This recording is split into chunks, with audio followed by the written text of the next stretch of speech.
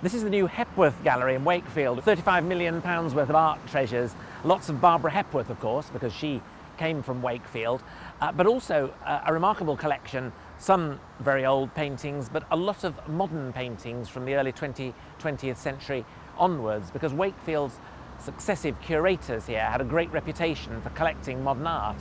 And one of the hidden treasures of this new gallery is a remarkable archive of correspondence about this work of collecting modern art. Plenty of stuff in it from Barbara Hepworth, plenty of stuff in it from Henry Moore, even more famous as a sculptor, and also from the Wakefield area. And this article here from The Guardian in 1976. I'm glad it's from The Guardian.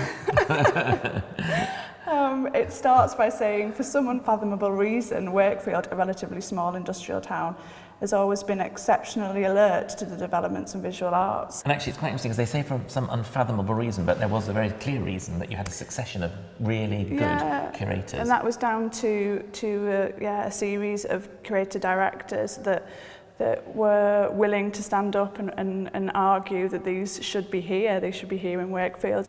The first director was a guy called Ernest Musgrave, wasn't he? And correct, he started the tradition. And this article here saying Art Gallery back on pioneering trail, it describes how initially when somebody tried to bring 6 modern artists to Wakefield, they were rebuffed because the local council thought they were too advanced and the general public wouldn't understand them, but she won them over. Yeah. And it was to Wakefield's credit that they did accept it. Well, Helen Capp was renowned for being a bit of a fighter and good at arguing with the council in order to get these artists to Wakefield. And we've got lots of correspondence with Capp, with people like Heron and Lanyon, and trying to get these artists to Wakefield. This correspondence you're talking about with Henry Moore and Musgrave really fighting to get the Henry Moore, this is taking place in the late 1930s. Well, you know, we have economic problems now, but nothing like what they had then. No, and so a lot of the correspondence was asking for a discount. Good old Yorkshire. Yeah, exactly. Saying, this is what we can afford, do you think you can accommodate that? Wakefield's great reputation as a place that fearlessly went for modern art. Yeah, I mean, this is just something that we've started to investigate, the whole archive. It's quite a large job. But the thing that's really struck us initially is that there's so much archive material and letters and articles just commenting on how avant-garde this collection is really for its time, and for such, at the time, was quite a provincial art gallery.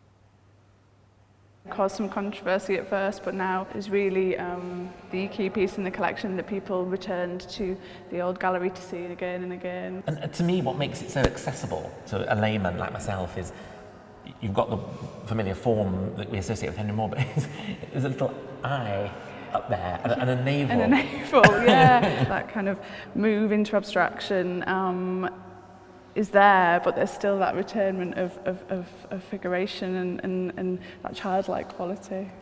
You do want to stroke it, don't you? But you mustn't. We mustn't. It has suffered slightly for people touching it. It's elm wood, so...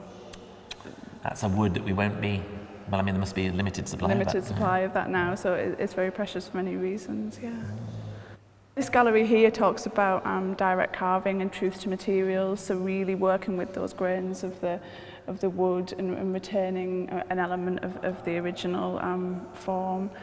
So this is part of another conversation in here, as well as a conversation about the history of the Wakefield art collection. It's talking about Henry Moore in relation to European movements and direct carving.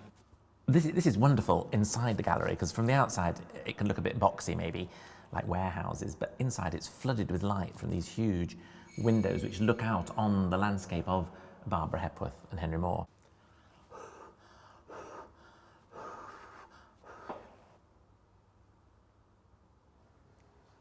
There we are. Like all great art, it won't last.